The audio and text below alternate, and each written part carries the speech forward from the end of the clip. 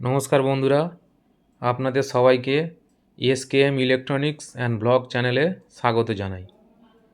আজকে আমি কথা বলবো ক্রেটস K5 এই ট্রাইপডটার ব্যাপারে।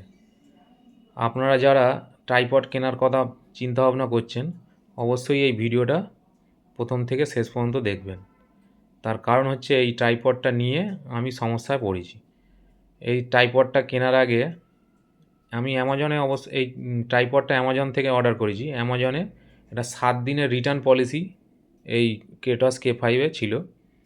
কোনো প্রবলেম হলে 7 দিনের মধ্যে আমি রিটার্ন করতে পারবো বা এক্সচেঞ্জ করতে পারবো। কিন্তু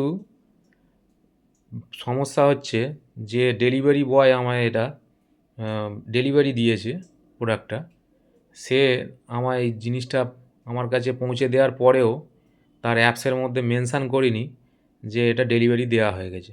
সে ওখানে মেনশান করেছে যে এখনও এটা ডেলিভারি দেওয়াটা পেন্ডিং আছে। এখন জানি না ও ভুল করে করেছে না জেনে শুনে করেছে, কী কারণে করেছে বলতে পারবো না। তবে 7 দিন পার হয়ে যাওয়ার পরেও আমি এটা রিটার্ন করতে পারিনি। আর রিটার্ন করব কেন? কারণ হচ্ছে এই ট্রাইপডের রিমোটটা ঠিক মতন কাজ করছে না, সেই কারণে রিটার্ন করার ব্যাপার ছিল। 10 দিন পার হওয়ার পরে আমার অ্যাপসে আপডেট হয় যে আমার প্রোডাক্টটা ডেলিভারি দেওয়া হয়ে গেছে। 10 দিনের আগে আমি কাস্টমার কেয়ারের সাথে কথা বলেছি, 4 থেকে 5 জন কাস্টমার কেয়ারের সাথে অ্যামাজনে। সেসব কলও রেকর্ডিং করা আছে। তাদের সাথে কথা বলেও কিন্তু কোনো লাভ হয়নি। উপরন্তু তারা বলেছে এটা ডেলিভারি বয়ের ফল্ট, সেই কারণে আপনাদের একটু সমস্যায় পড়তে হয়েছে, এর জন্য দুঃখিত। এটা আমায় এখন বলছে সেলফ রিটার্ন করতে হবে। কোনো পোস্ট অফিস বা কোরিয়ার সার্ভিসের মাধ্যমে এটাকে আমায় নিজে গিয়ে কোম্পানিতে ফেরত দিতে হবে, তবেই আমি রিফান্ড পাবো। এবার আমি তো কোনো কিছুই চিনি না, না কোন কোরিয়ার সার্ভিস কী, এত আমার সময়ও নেই, আমার কাজ থাকে। সেই কারণে এই রিমোটের ফল্ট থাকা সত্ত্বেও এই ট্রাইপডটা আমার বাধ্য হয়ে রাখতে হলো। আপনারা যারা এই এরকম ধরনের ট্রাইপড কেনার কথা ভাবছেন, তারা অবশ্যই ভিডিওটা দেখুন। তার কারণ হচ্ছে এই ক্রেটস K5টা অন্তত কিনবেন না এই মডেলে। আমি সমস্যায় পড়েছি মানে আপনাদেরও হতেই পারে। এর যে রিমোটটা আছে, রিমোটটা আপনার মোবাইলের 1 ফুটের ভিতরে যদি রাখেন, 1 ফুটের কাছাকাছি, তবেই আপনার রিমোটটা কাজ হচ্ছে। 1 ফুট থেকে মানে মোবাইল থেকে 1 ফুট দূরে নিয়ে চলে গেলেই তখন কিন্তু রিমোটটা অটোমেটিক ডিসকানেক্ট হয়ে যাচ্ছে। এটা ট্রাইপড মানে আমি এটা সেলফি স্টিকের মতনও ব্যবহার করতে পারি, মোবাইল স্ট্যান্ডের মতন ব্যবহার করতে পারি।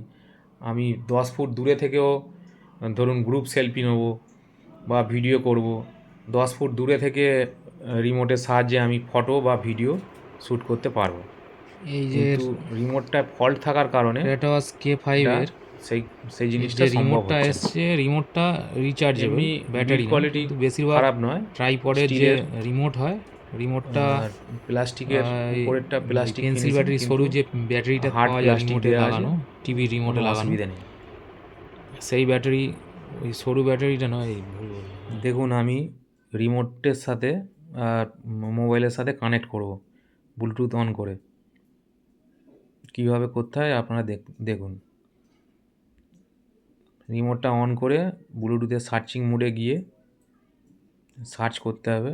করার পরে ক্রেটস K5 এটা লেখা উঠবে, যে কোম্পানির আপনারা কিনবেন সেই কোম্পানির লেখা উঠবে। ওর সাথে ওটা ক্লিক করলে এখানে পেয়ার অপশান আসবে, পেয়ার, ওটা অ্যালাউ করে পেয়ার করলে কানেক্ট হয়ে যাবে।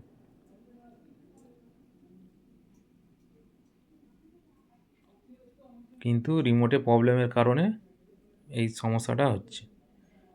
এই ভিডিওটা দেখে আপনাদের যদি কারোর কোনো সাহায্য হয়ে থাকে অবশ্যই লাইক করবেন, আর আমার চ্যানেলটা সাবস্ক্রাইব করবেন। নতুন চ্যানেল, আপনারা লাইক এবং সাবস্ক্রাইব করলে আরও উৎসাহ পাবো নতুন নতুন ভিডিও বানাতে।